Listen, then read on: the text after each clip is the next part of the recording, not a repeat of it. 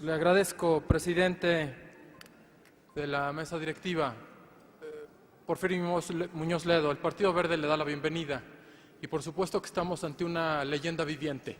Se le reconoce, como también se le reconoce a Ifigenia Martínez el carácter no solamente ciudadano, sino la punta de lanza en derechos de igualdad específicamente de la mujer.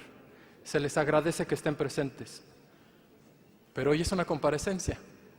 Y en el Partido Verde tenemos libertad para pensar y ejerceremos con total libertad nuestro derecho a expresarnos.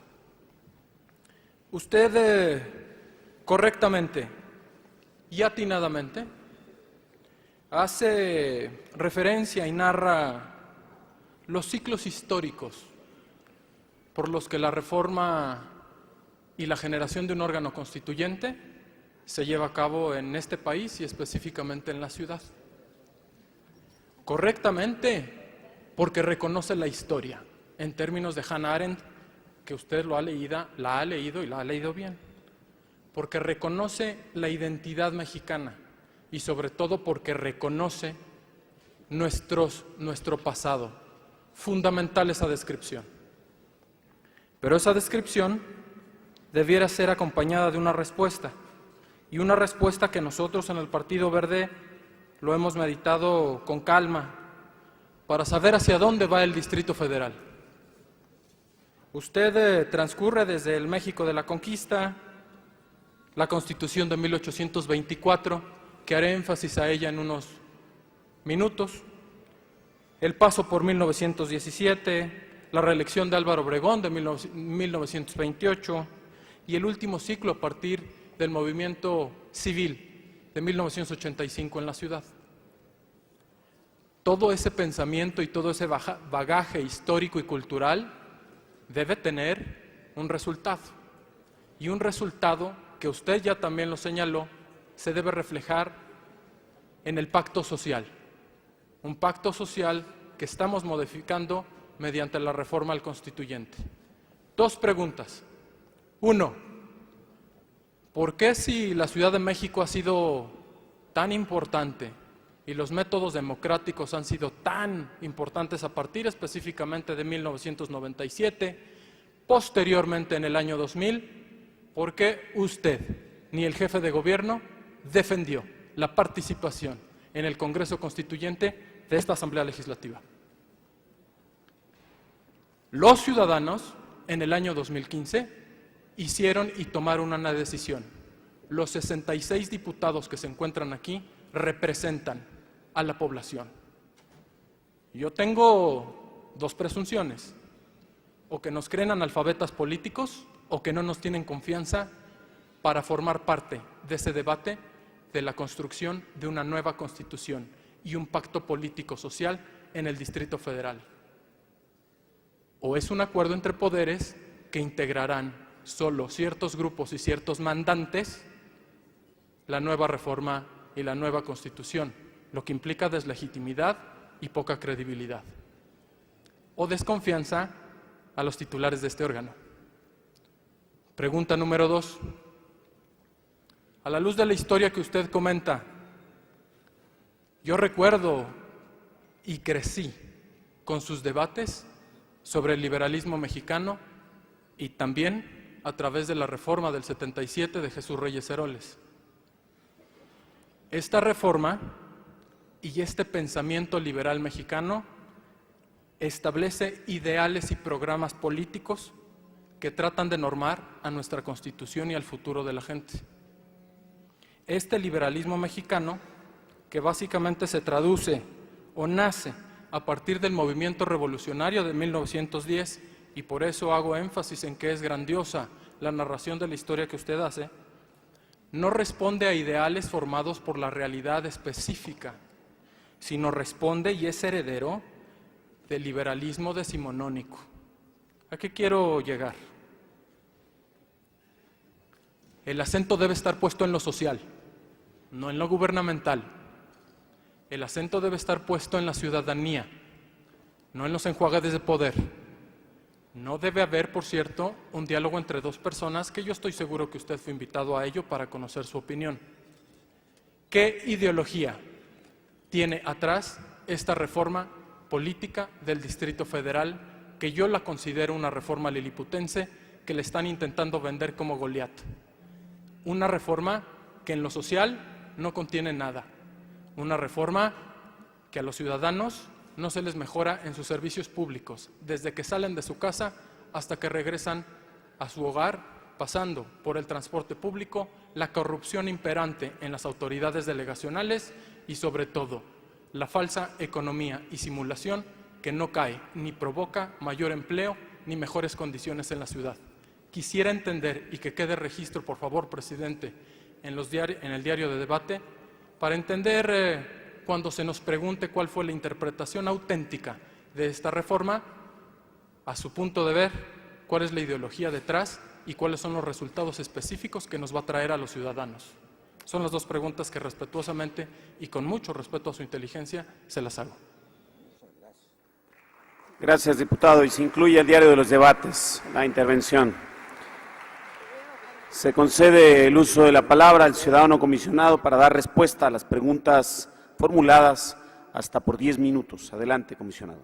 Agradezco al señor diputado del Partido Verde las interrogantes que me ha planteado y que me parece que merecen la respuesta más precisa posible.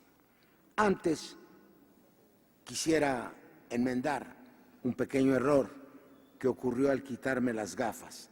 Contestarle, si me lo permite, diputado, la última pregunta al diputado Armando Campa López Velarde, que cuándo tendremos los mismos derechos que el Edomex, cuando se expida la Constitución del Distrito Federal. Quedará desde luego pendiente, y eso es en lo que podemos avanzar terreno, a una ley de coordinación fiscal de carácter federal que le devuelva a la Ciudad de México lo que las arcas públicas federales reciben proporcionalmente. Quiero contestar, gracias por su referencia a los temas de la identidad mexicana y a la necesidad de un nuevo pacto social. Me hace usted una pregunta muy directa y del mismo modo se la voy a contestar, que por qué ni el jefe de gobierno ni yo mismo, que soy comisionado para esta materia, defendimos. Claro que sí, yo le voy a mandar mañana la bibliografía de todo lo que he publicado. Les consta a muchos de los aquí presentes el empeño que pusimos en la participación de esta asamblea.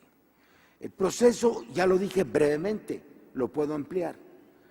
Llegó un momento, tardó más de 2 años este debate, desde la presentación de la iniciativa, se fue abriendo paso la idea de un constituyente originario, por los antecedentes históricos del país, por lo que se quiere.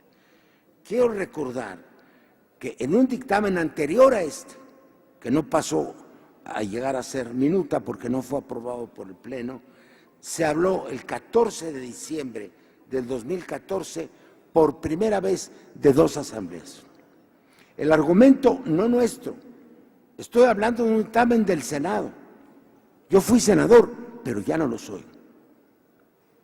Y bueno, aunque lo fuera, tal vez no hubieran estado de acuerdo conmigo, como no lo estuvieron nunca mientras fui senador, casi todo el resto de mis compañeros. Ahora, se fue abriendo paso la idea de 2 asambleas.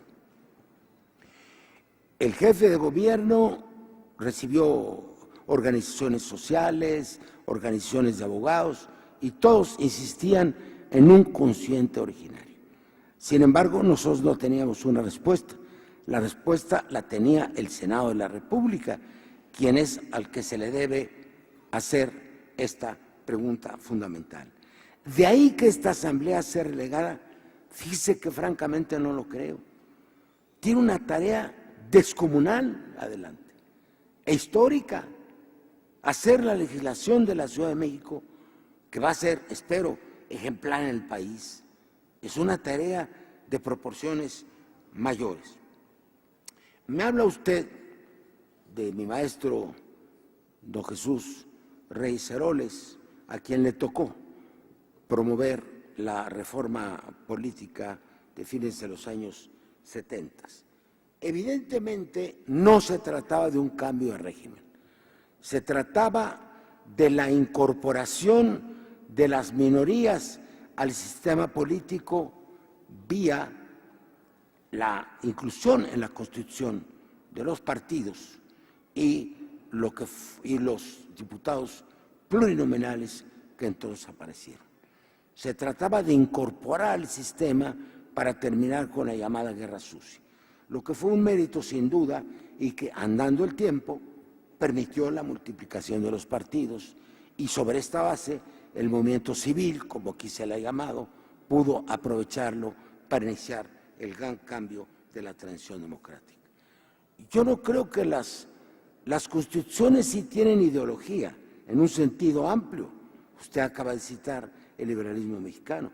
La historia del constitucionalismo mexicano es la historia de un constitucionalismo liberal y social. Hay constituciones conservadoras que ya, pues apenas si nos acordamos de ellas como objetos un poco arqueológicas. La Constitución de 24, que establece una república federativa, aunque todavía no hay libertad de cultos. La Constitución la Acta de Reformas de 47, que incluye las garantías individuales en la Constitución.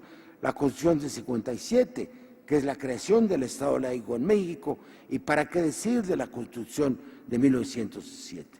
Nosotros esperaríamos del constituyente que hiciera una obra en la línea y en la dirección de la historia constitucional del país, del aumento de sus libertades, de la secularización, ¿sí?, del poder público, de la descentralización de la autoridad, del respeto a los ciudadanos y de los derechos humanos.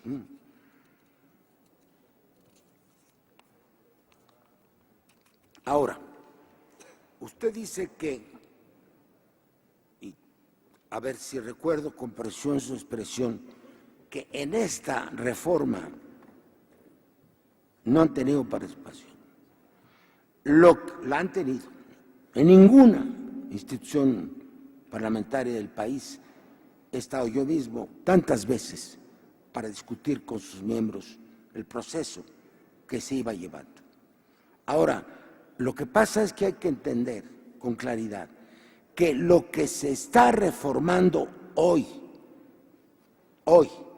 es el artículo 122 de la Constitución Federal, competencia que es de las dos cámaras del Congreso de la Unión por mayoría de 2/3 y de la mayoría de las legislaturas de los estados. Esa es la competencia constitucional para reformar la Carta Magna del país. Un segundo momento será la elaboración de la Constitución de la Ciudad de México. Un tercer momento, el de la reforma legal o el conjunto de reformas legales que le den una armadura distinta a los poderes de la ciudad. No veo cómo en la reforma del 122 pueda aparecer todo lo que usted nos está diciendo.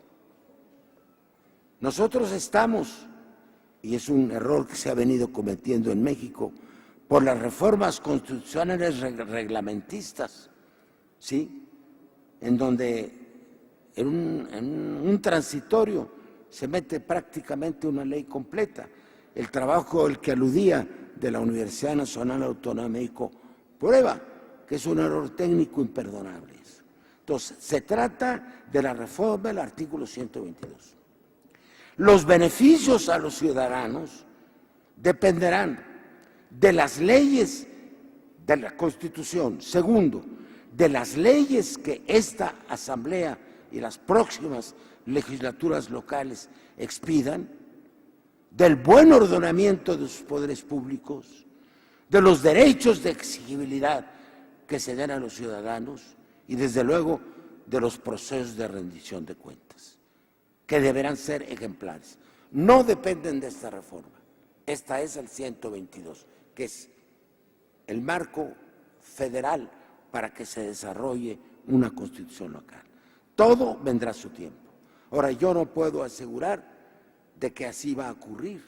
No tengo la capacidad de profecía o premonición, pero le digo que he puesto todo mi empeño y que tengo todo mi deseo, ¿sí?, por identidad mexicana, de que el gobierno de la Ciudad de México pueda ser ejemplar, al servicio de los ciudadanos y con repercusiones a escala nacional. Muchas gracias.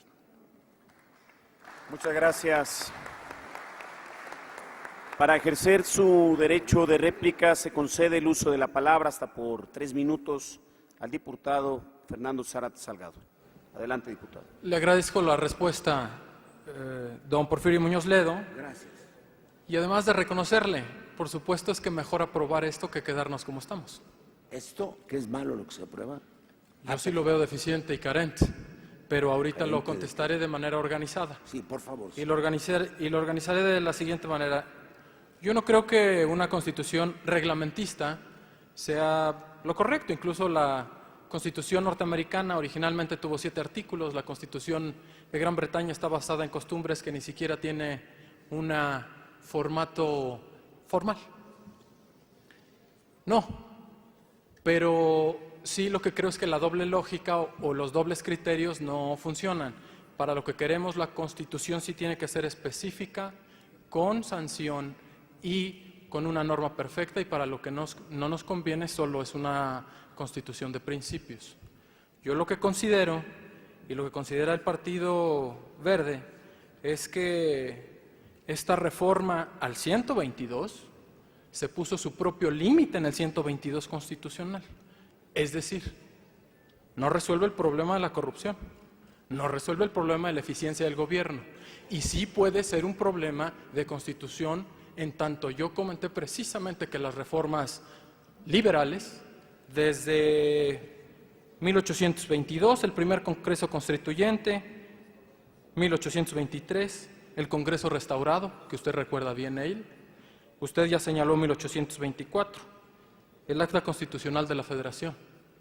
Lo que yo afirmo es que esta reforma al 122 se impusieron límites propios en los que no destacan la solución ni los principios en un orden que el ceneano, don Porfirio Muñoz Ledo, es la norma superior y es la norma que determina los contenidos y los límites. Esta reforma constitucional no atiende a la realidad social ni a la realidad política de la Ciudad de México, y mucho menos atiende a los ciudadanos. Es una reforma puro diálogo entre autoridades. Y lo voy a establecer de manera clara, como usted lo ha señalado. ¿Cuáles son los principales avances? Autonomía en el régimen interior y en la administración.